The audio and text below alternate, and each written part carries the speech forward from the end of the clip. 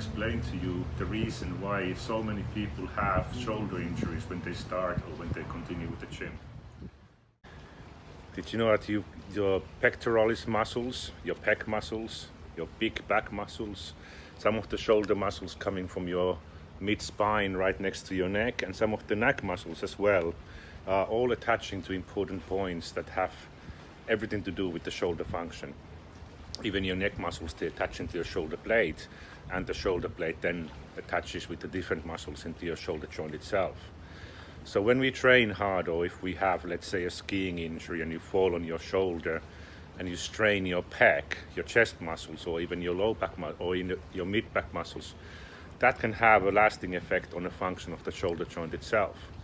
Or if you strain your, let's say, your shoulder while you're doing lateral raises in a gym, you might be straining the deltoid muscle, but the deltoid muscles are very important, and there's 3 of them. You might strain one of them, which then in turn compromises the other two of the deltoid muscles. Or if you're doing regular repetitive motions, you might actually strain the very smallest of the muscles, which is called supraspinatus, and that is actually the number 1 injury that any of the people that I see come to my office when they have a shoulder injury.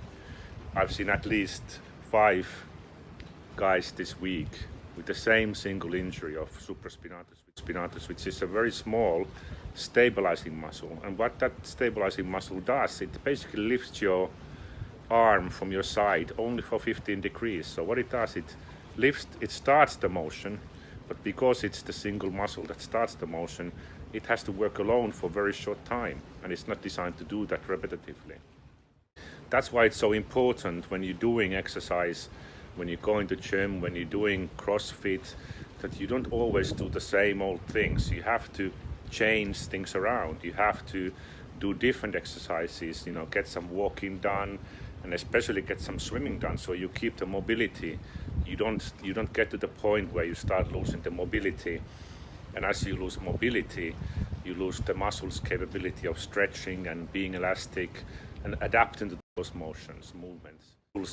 Even a small injury will cause your brain to protect that area, to contract the muscle. That's what our brain does. It wants to protect us. And for our brain, a small injury is much better than a big injury. So it's a bit like having a car accident. You're having a whiplash, but that whiplash injury serves for you not to hit your head in a wheel or something like that. So body chooses always from 2 different bads, the less bad. So you're having a small injury in the shoulder, that muscle is out of order, out of action, and the other muscles will immediately take over and compensate. And if you then ignore these injuries for over weeks and even sometimes months, which I see regularly with my patients, you're getting a compound injury. And that compound injury then causes scarring, adhesive tissue, sometimes even bleeding into the ligaments and water retention around the tendons and so forth. Tendinitis, which is called. And as some of you probably have had MRIs and X-rays, you can read these weird and wonderful words in there. Tendinitis, bursitis, and so forth. And all those weird words just mean basically swelling, inflammation, bleeding, ruptures. So if you ever have a small pain in a shoulder, don't ignore it. Take care of it immediately. You can send me a message through Instagram. I always answer my messages. You can send me an email. You can call me even, and you can get my contact details from Instagram, or you can go to the online to take a look at the chiropracticdubai.com. Have a wonderful day. Bye.